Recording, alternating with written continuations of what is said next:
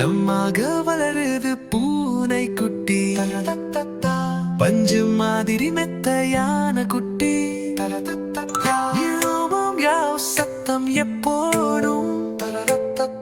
முகம் பார்த்தாலே சிரிப்பு வரும்.